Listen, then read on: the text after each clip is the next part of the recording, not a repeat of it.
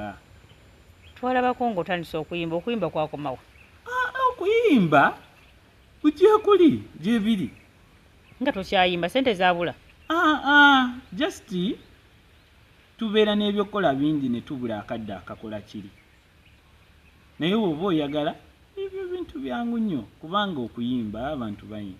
Pulezidenti nalabye n'owe Zambia naye yafulumizza, so ekyokuyimba it is not a problem kubanga n'omuntu bonna okuyimba ddoboozi olituusa eri abantu. Covid yakuyisizza ati? Covid ensonga ya Covid neera yatutwalanga buli omu we yamutwala. Naye kino ekyamafuta bannange bannayuganda mbagamba okutandika nga Mande bwe baba tebatuzeemu ku Mande tugenda kwekalakasa. Si kukanyuga mayinja, biri ekintu kino nkikattiriza, si kwekalakasa kukuba mayinja. Njagala a peaceful protest in the whole country because Katumba siri wa Kampala yokka, sigamba nti ndi wa Busoga, ndi wa the whole region, the whole Uganda. Ekintu kino ani akiri emabega? Ani akuli emabega? Ani? Gwe. Okumbeeramu emabega ki kyoyogerako? Akuli emabega ani akupika? Oveeyo weeweeyo. Nkugamba ensonga naawe ogirabako eri ku mmeeza. Ensonga ogirabako eri ku mmeeza. Kiri kyekifuga eggwanga. Nkugambye ewatali mafuta n'omuntu aba talina ngeri gy'agenda tambula agenda ku mulimu. Golowooza by'ebizibu byokka ebibaddewo, ebirala byonna tubigonjoolera eri munda. Anti gwe toyina mmotoka. Nkugambye omuntu yenna by the way kankubuulire atalina mmotoka yasasula ssente nnyingi ennyo. Nayina emmotoka, kino tekirina ku mmotoka ebbeeyi, ekintu ky'amafuta si kya mmotoka, ekintu ky'amafuta kya buli omu kubanga ne we bongezaako katono bwe kati nkugamba buli kimu okiraba, sukaali alinnya, omunnyu gulinnya, kwegamba embeera y'okubeerawo n'ofuna tugeze nga osasulwa emiliyoni emu naye kati nga buli lunaku ospendinga emitwalo 2 oba 3 ku transport, kiba kitegeeza omwezi gugenda okugwako ng'olina emitwalo 10. Osuubira kugula ddi emmotoka? Ebyemmotoka ebyo mmotoka ntambula, ekyo si kikulu. Ekikulu kati saawa zino kyamafuta. Osuubira okudda okwesimawo 226? Nkugambye buli kimu nga olabye nkitambuza mpola mpola. Nze ekyandeeta mu Uganda muno kwe kulaba nga Uganda efuna ekirooto kyayo, sina kirooto, vision, etukkiriza vision yayo. Wano wetuli si we tulina okubeera, tulina okulaba nga vision ya Uganda etuukirira. Neera eno embeera just ey'okunyigirizibwa. Ne mu bbaluwa nagambye anything that is frustrating our economy because of self-interest. Everything frustrates our economy because of selfishness. They are not patriotic, they just do whatever they want. Because ekintu nga kino baali kirabye nti kigenda kujja. Tekitandise leero mu December. Kuva December tubadde tugagula nga tukomentingako naye amafuta. Naye kati kisusse. Naawe obadde olemereddwa okujja lwaki? Lwakabbeeyi kubeera kawanvu. Obugambo bwo obusembayo? Obugambo bwange obusembayo eri Abannayuganda, olunaku olwa Mande nga amafuta tegasse ebbeeyi, kino nkisindika eri buli gwe kikwatako. Mulwane mulabe ng'olunaku olwa Mande amafuta gazzeeyo ku normal price. Kano nkayisaawo n'omusolo gwe mugajjako mungi mukendeezeeko. So ku lunaku olwa Mande Bannayuganda bonna, oba oli waggulu, oba oli wa Tororo, oba oli wa Luwa, oba oli wa Karamoja, oba oli wa Enankole, oba oli wa fenna twegatte over one cause. Oba ova mu tribe ki tebitukwatako, oba ova mu kibiina ki tebitukwatako, oba oli waki, zino kati tetukyali mu ntalo. Kyetwagala Uganda esootingiddwa etya ku kizibu ky'amafuta. Omukulu Katumba, gye balesebo. kale nnyo bunawe gyebale. Happy New Year. Happy New Year to President. nange nsansa okwogerako nawe. Ogamba otyo obulamu bugamba ki? Obulamu obulungi. Kozza obwammwe naye neera si bulungi nnyo.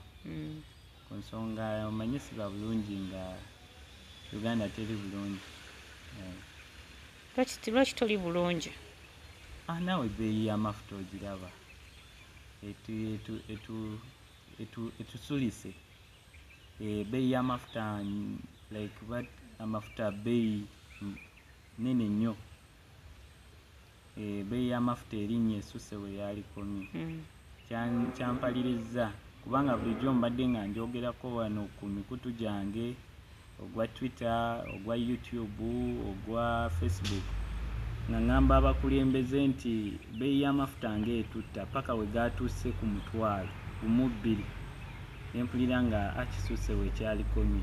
Ne mpandiikira Inspector General kubanga w'obanga onaakola protest oba okwekalakasa erina kugoberera amateeka.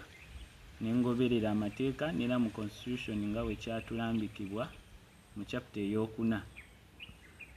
Ndowooza nga ku lunyiriri olwa 29 clause eri C. Kweyo clause eyo batugamba nti omunnayuganda yenna akkirizibwa okuŋŋaana ne banne bonna okulaba nga babaako kye bakyusa mu ggwanga. Kubanga tulina omwoyo gwa ggwanga ate kitukakatako n'era mu constitution eyo etukakatako okubanga twagala eggwanga lyaffe okuba ne mwoyo gwa ggwanga byebimu ku muntu omunnayuganda kyalina okukola. Kubanga bannakyegwanyizi baagala ebyabwe so ne basalawo okutunyunyunta n'akatono ke tulina bakatuggyeko. Ku lwekyo nawandiika ebbaluwa ku Monday n'era nsuubira okuba nga eddiddwamu ku Monday ejja bwe banaabanga egundi y'amafuta tebagifuddeeko nnyo kugakendeeza wansi tugenda kwekalakasa. Gwe naani? Nze ne bannange bekiruma. Bwe kiba tekikuluma sigala ewaka kubanga ensonga eyo wogitunuulira olaba nti amafuta tegaluma batakisi bokka, amafuta tegaluma baboda bokka, amafuta kiringanga olaba olujegere mu ggaali we lutabaako eggaali newosotta obanga atasotta. Amafuta just akatono akongezebwa amafuta babanga abagambye sukaali linnya, majaani linnya, buli kimu kirinnya. Kubanga kati imagine omuntu omulimi ng'oli kulima eri kasooli n'omaliriza okulima kasooli wo mungi newankubadde omwalumu ebiwuka naye nga mungi noddira nga just okumutambuza olina kugibwako amafuta nga gagula $1 liita oba tolina mmotoka olwogipangisa mmeka. Kiba kitegeeza nti buli kimu kirina okukola ki okulinnya. Tubadde tusuubira okubeera abantu abasobola okuvaayo nga si ggwe Katumba kuba kati essaawa eno tewakyaliwo bantu bakumanyi. Baali bakumanyi mu biseera biri pulezidenti. Kati twagala otunnyonnyole ebbaluwa ogiwandiikanga ani? Ekituufu oluvannyuma ekisooka ngiwandiika ng'omunnayuganda ali concerned. Ekyokubiri ngiwandiikanga pulezidenti owaawa owa Uganda eyeesimbawo. Toka olindeko Katumba. Nze mbadde mmanyi nti omuntu oweesimbawo yesebo yennyabo ne bakuba akalulu oba toli pulezidenti obeera oli kuba former presidential candidate abeesimbawo neera tekinkakatako kubeera pulezidenti kubanga nina abannonda. Nafuna obululu bumeka Katumba? Nafuna obululu bungi gwe kyoba olina okumanya kubanga bo baatuwaako bye baagala. Kakati olw'okusirika tetwali basiru. Kakati Katumba gwe omuntu atalina na mmotoka atalina na bodaboda ebyamafuta obiyingiriramu wa? Amafuta bwe kiringanga wogamba nti okubeerawo nga tossa oba ntegedde bulungi. Amafuta just okweyongerako okutono kw'amafuta kuleetera ebirala byonna okukola ki okweyongera. buli kitono kyonna gwe ekyolabanga okweyongerako just ne webayongerako just katono bwe kati kaleetera ebirala byonna okukola ki kubanga kati kankubuuze newobanga gwakyasinze okufumba emmere naye ng'ogitunda tugeze ng'ogitunda mu Kampala onaagenda otya mu tawuni okutunda eyo emmere. Katumba tunakuta ansa yange bwe kikwatirako atalina mmotoka atalina bodaboda kinkwatako nga nze omukulembeze ayina abantu abaali basukka mu mutwalo ogumu oba ebiri oba esatu nga bannonda ne bampa obululu bwabwe. Olaba ne we baali bageraageranya tebagamba Katumba tetulina kye tuba tumuwa naye bampa kyonna kye baali baagala okumpa. Kiba kitegeeza nga nze Katumba nina abantu abanzikiririzaamu ate ng'ovudde ne ku ekyo Uganda yaffe neera ekindeeta ekiruma Abannayuganda kye kinuma kuva dda ekyo mbadde nkigamba kuva dda mu kampeyini nga mbagamba ekiruma Abannayuganda kye kinuma. Ekisonga y'amafuta eruma buli omu